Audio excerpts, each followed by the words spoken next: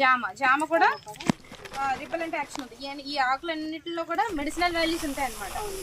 ఇవన్నీ కూడా ఆల్కలాయిడ్స్ కాబట్టి ఇవన్నీ కూడా మెడిసినల్ వాల్యూస్ ఉన్న ఆకులు. ఆయుర్వేదంలో కూడా ఇవే వాడతారు, మన మొక్కలు కూడా ఇవే వాడుతున్నాం. బాగా మెడిసిన్ ఉన్న ఆకులు అనమాట ఇవన్నీ. ఈ 5 ఆకులు తీసుకున్నారు.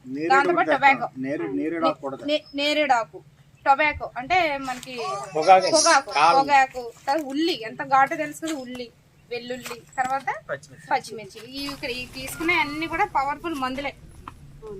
వీటి నుంచి కషాయం చేస్తున్నాం. ఇప్పుడు ఇది కనుక మనం మందు కొడితే కనుక ఏ రకమైన పురుగు కూడా దగ్గరకు రాదు, ఆ వాసనకే దగ్గర. ఇప్పుడు మనమే ఒంట్లో పోతున్నాం.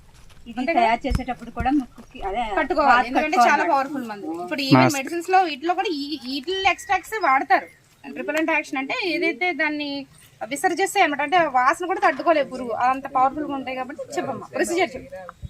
ఇవన్నీ వాటర్ లో వేసుకోవాలి మేడం. ముందుగా ఒకసారి మరగబెట్టి. ఎన్ని లీటర్ వాటర్ కొలత? 50 లీటర్, 50 లీటర్స్. అంటే మనం మందు తయారు చేస్తాం. 200 లీటర్ నీళ్ళకి మనం మందు తయారు చేస్తాం.